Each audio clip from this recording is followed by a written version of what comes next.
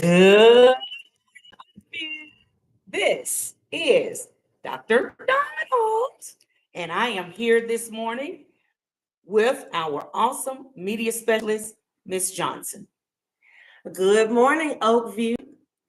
It is the month of February. And as you know, we celebrate Black History Month in the month of February, or as we call it, African American Heritage Month.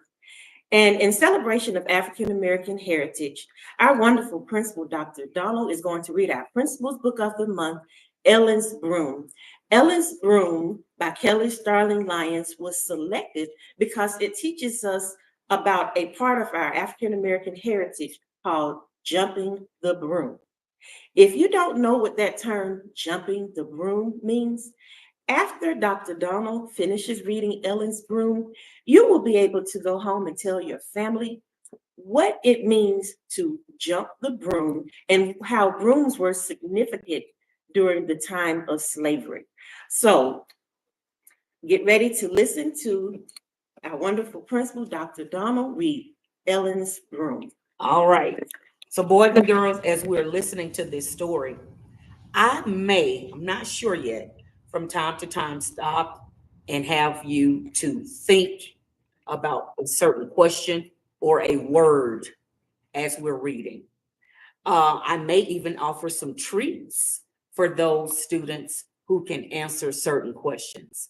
I do have some students that have come to join us this morning to listen to me read, but I want you guys to tune in. Say good morning. Good morning. So the name of this book is called Ellen's Broom, and this book was is the author is Kelly Starling Lyons, and it was illustrated by Daniel Minter. First word I want you to know is, what is an illustrator? I want you to talk amongst yourselves for 5 seconds. What is an illustrator? Teacher, find out who knows the answer to what an illustrator is. What is an illustrator? An illustrator is the person. The illustrator is what?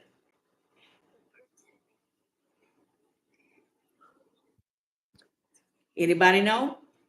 What's an illustrator? Excellent, excellent. An illustrator is the person who draws the pictures in this storybook, and Daniel Minter did a great job.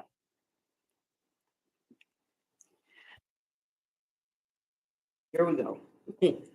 Sunday morning, Ellen sat on the front pew with her family. She wiggled on the wooden seat, trying to get comfortable, but she knew not to say a word. Her people no longer had to worship at the back of the Master's church or sneak to the woods for prayer meetings. Slavery days were over. They had so much to be thankful for. Ellen heard something new in the voices that swelled the church. Built her own with a song. They were free. Joy filled her heart. Y'all see? Yes. Just then, Deacon stood to speak. He clutched the paper and raised it to heaven. To God be the glory, he roared. All former slaves living as husband and wife shall be registered and seen as married in the eyes of the law. All over the church, people leapt to their feet. Ellen did too. She understood only a little of what the preacher said, but she knew it was a good thing. Her mother's eyes brimmed with tears. Her papa's hands clapped like thunder.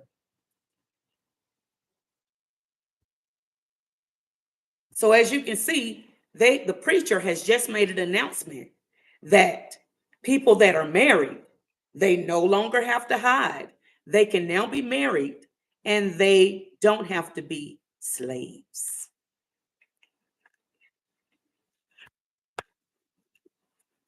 Back home in their cabin, Ellen's parents walked over to the broom, hanging it on the wall.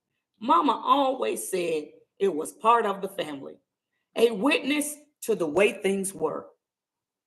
She told the broom story over and over so that they would never forget what they survived.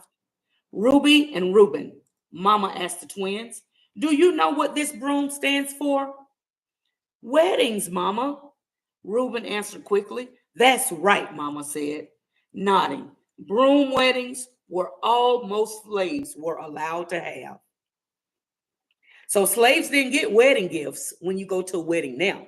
You may take a wedding gift. Back then, slaves had a broom, and that was their gift to symbolize that they were married. And guess what? They were happy to receive that broom. Before freedom came, the law wasn't on our side. Papa told them husbands and wives could be ripped apart, sold away at any time. It didn't matter if they cried or even begged to stay together. Master had the final say. As Ellen thought about her parents' words, she tried to imagine life without them. Her eyes burned and her heart ached. That's not right, she said, shaking her head and trying to clear the image from her mind. I think that's wrong too. If you have a mom and dad and somebody all of a sudden took your mom and dad away from you and you're begging and crying and screaming, please don't take my mom, please don't take my mom. And then they took you from your mom or your dad or your grandma or someone that loves you and made you begin to work for them. And you are a child having to work for them and you don't get to say anything back. So now Ellen and her family, they no longer have to do that. So what kind of feeling do you think she had? She was what? She was happy. Can you give me another word that's deeper than happy? Excited. She was excited. Excellent. I love it.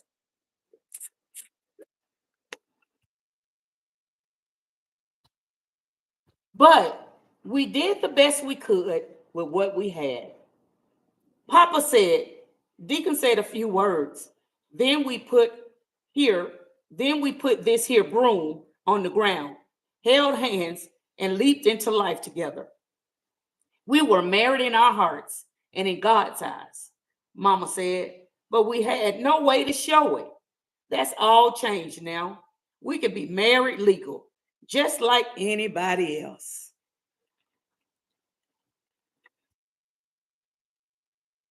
A couple weeks later, when the sun peeked its rosy head into the sky, Mama said it was time for the journey. Ellen washed and dressed quickly. Ruby grinned and carried baby Noah on her hip. Reuben toted a sack with food. Mama took down the broom and handed it to Ellen. The broom was there from the start, so it should come along too, don't you think? She said with a wink. Ellen felt her chest puff with pride. She smiled and clutched the broom real tight.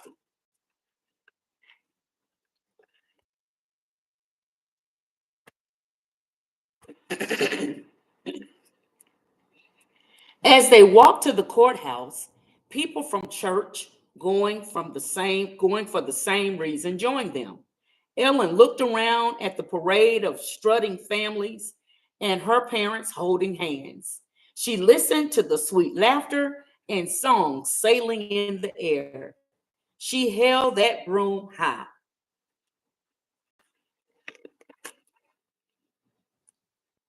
They stopped at a beautiful building near a row of flowers. Papa bowed his head and gave thanks that they had arrived early and safely. Ellen's eyes grew large as they stepped inside. A Freedmen's Bureau officer interviewed a couple in the line in front of them. He wrote the man's and lady's names on a special register. Ruby said they were already married, but being part of that record was proof that they were legal husband and wife. Ellen looked at the woman's pretty dress and at her mama's plain one made of homespun cotton. She grabbed Ruby's arm and hurried out of the room. Wow, what a celebration.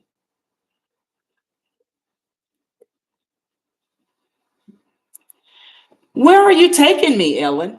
Her big sister asked. I have no idea, Ellen said as her eyes twinkled. Did you see that patch of flowers outside? Ruby nodded and a smile stretched across her face. The sisters ran out and carefully plucked some flowers. Then they weaved through them, the straws, until the broom was decorated with blooms of red and pink flowers.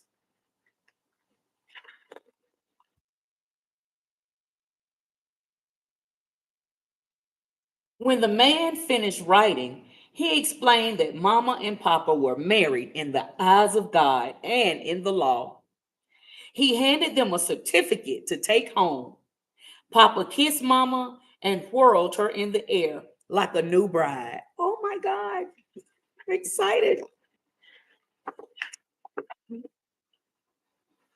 On the way home, the family stopped for lunch beneath a shade tree.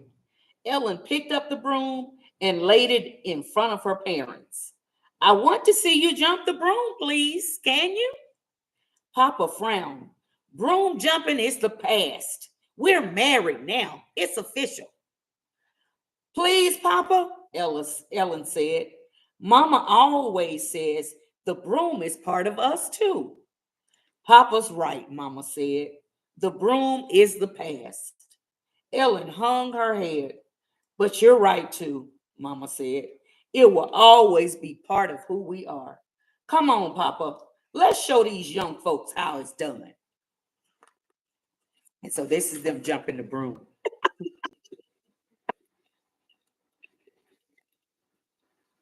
When I get married one day, I'm going to jump the broom too, Ellen said suddenly. Papa hesitated, then grinned. That would be mighty fine, little bit, he said, mighty fine. When they returned to their cabin, Mama looked at the bare wall and then at Ellen. That wall sure could use some fixing up, she said. Ellen knew just what it needed. What do y'all think? Let's make some predictions. What needed to be on the wall? All right, let's talk about it. What needed to be on the wall? Some paintings could go on the wall. What do you think? The broom could go on the wall. What else? A picture of the family. Picture of the family could go on the wall, but there's one more thing that they really want to put on that wall. What? Okay, flowers. All right, good. Okay, so guess what else is needed to go on that wall, guys? We had some good answers here. Picture, flowers, the broom, but what else? Their certificate to show that they are now married legally and in the eyes of God. So that is what they put on that wall. So it says that wall could use some fixing up. Ella knew exactly what it needed. As the last rays of light warmed the room, she smiled and hung up the certificate and the broom together. And that is the end of Ellen's broom. Y'all clap it out. Clap it out in your classrooms. I am so thankful and happy that Ms. Johnson has chosen this book. This book, as we are about to wrap up our Black History Month, our African American Heritage Month, I am grateful. This book is so befitting. And though some people don't jump the broom anymore, there are still people that will jump the broom as a symbol that we are now married in the eyes of God, and the law says that we're married. So we close it out with a symbol and we jump the broom and then we give each other a kiss. So I wanted to share that with you, this story with you guys. I do want to ask a question because I know a lot of us go to church. What is a deacon? Ask in your classrooms. What is a deacon? That was one word that stood out to me. The deacon at the church gave messages to the people. What is a deacon? A speak. A speak. A Speak. Okay, but a deacon is a person, and a deacon is a person that does what? What does the deacon do? Makes a speech, kind of like the preacher sometimes. The deacon makes sure that the church is taken care of. All right, so that's a word that I want you to always remember. I want you to remember the word deacon. Blossom. I saw the word blossom in the story. What does the word blossom mean? Can anybody tell me in your classroom right here? What does the word blossom mean? All right, but what does the word blossom mean? What is the definition? If I were to open up my dictionary, what word, what definition would I see for the word blossom? Okay, to open, I love that. What else? When you see something blossom, what else is it doing besides opening? Excellent, excellent. It's growing. Good job. Good job. So, guys, as you are reading, I want you to always take note of words that you may not know, and don't be afraid to figure out what words you don't know mean. Look in the dictionary, Google it. Y'all like to be on the computer? So take the moment to find out. This will increase your vocabulary. This will make sure. One thing that people cannot take away from us is what we know right here. They can take your cell phone, they can take your computer, they can take your house, they can take your car, they can take your friend, but they cannot take what you have in your brain. So make sure that you read and that you get an understanding. All right. Hopefully you enjoyed the book. This is Dr. Donald signing off, saying peace and have a great day. Bye.